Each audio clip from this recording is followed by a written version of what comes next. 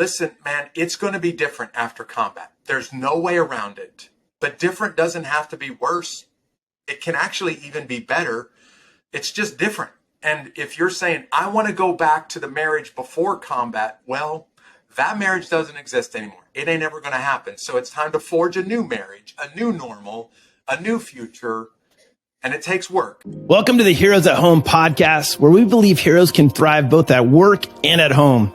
This podcast is for those who stand watch while we sleep, who run into buildings while others run out, for those who deploy to hard places to have hard fights, and for the families that support them. Through candid conversation, we will discuss the side of things that don't get glorified in the media, what happens when they come home.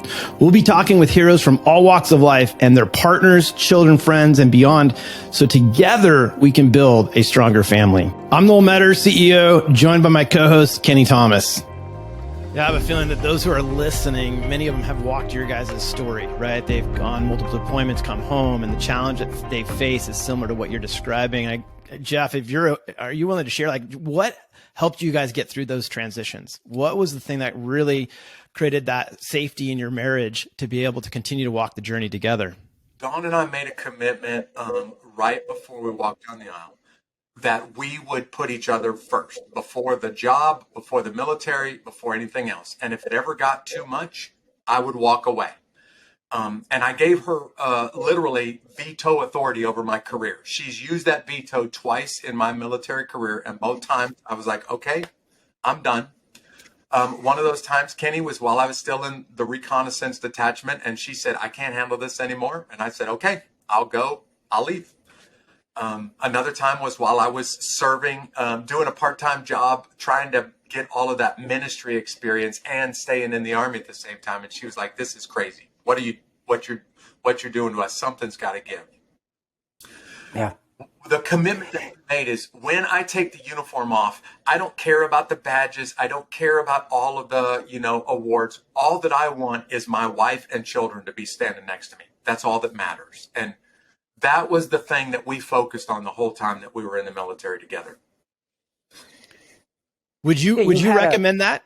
Would you recommend that for other soldiers that you're counseling? Like, hey, make sure that the wife has ultimate veto over their career? Yeah, that's dangerous because not just wife, husband as well. Military spouse can sometimes take that and abuse it. So I have recommended that to people who can trust their spouse with that kind of authority. But I always recommend have the end goal in mind. And the end goal is that we're going to still be married at the end of this career in the military. That's the goal. Whatever it takes to get to that goal, we're going to do that. Yep.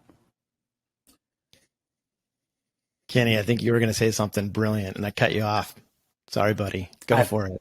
There's very little brilliance. I saw it coming out, man. It was like right there. I just want to make sure that we don't miss this moment. No. Okay. You're doing a good job, Noel. Yeah. Jeff, I've got all kinds of questions because, the role I've played, I've not served, I look to you guys and my respect and honor for what you guys have walked through is just, again, reminded of the battles that you have fought, not just physically over there, but emotionally back at home. I've never had to experience. And yet I've had this like sneak preview.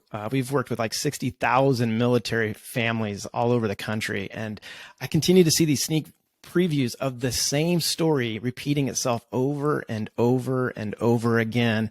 And it's in some ways, it's like a story of redemption, and it's beautiful and it is awe-inspiring. And then others, it's just absolute tragedy in terms of what ends up being the casualty of these families. And it's not so much the casualty that they saw over in Afghanistan. It's the casualty of what's going on in their home.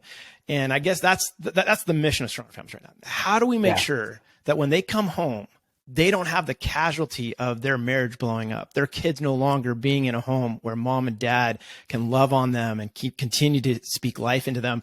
And so to that end, I guess, Jeff, to that family that's out there who has experienced what you and Kenny have walked through, who's saying right now, it's not worth it. Like, I'm too messed up. I've seen too much. I've gone too far. What would you say to that individual? Well, is the question to the family that the one of the two is about to throw in the towel and say, I'm done, I'm out? Yep. Done with the relationship? Yep. Done with the relationship.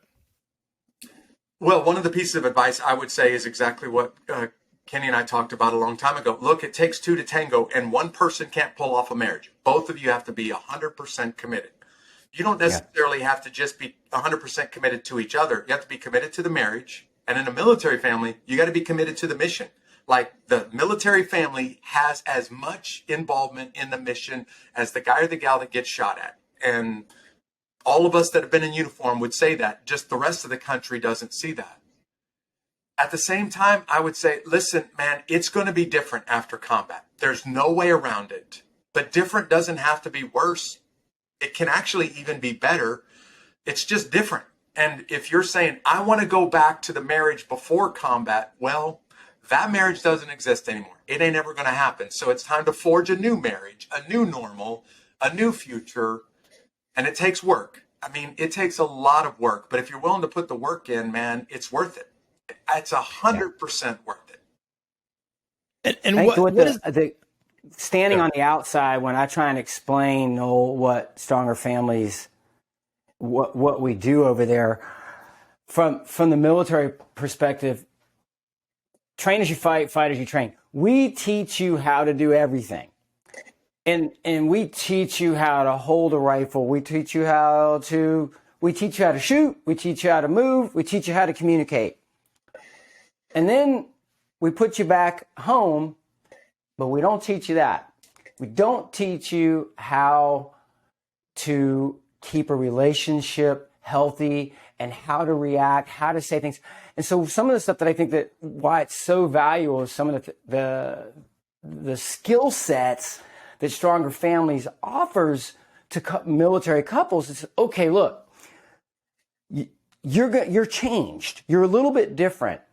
And your story, while it's very unique to you, is still very common to everybody who's worn the boots and come home and tried to reintegrate into their life and their family and their relationship and their marriage.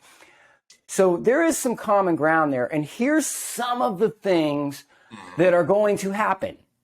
And we're going to train you on, here's a better way to say, here's a better way to react, so that you're aware and we can train you through these different situations. And for instance, the first time I was talking with one of the kids, and him and his wife were having some issues. And I was like, well, what's going on? Well, she just doesn't get it. I go, what doesn't she get? And then basically he says to me, I told her she needed to man up. And I'm like, how'd that work out for you? He goes, yeah, it didn't work so good. I'm like, because no one taught you how to talk to her. And no one taught her how to talk to you, unless you guys had the blessing of an incredible parents that showed you from day one. And most of us don't get that blessing. So I think that's what, when Jeff says, okay, you come in to do this counseling, you have to both be in this 100%, because I've done 200 of these couples, and every single one of them have failed when they're not. The only ones that have worked, let's put it that way, the only ones that worked is when both people are committed to each other in the marriage. And then here's the skill sets that you need. What Stronger Families is offering, and what I've seen it do, is they're training you, and they're giving you skill sets to make it work.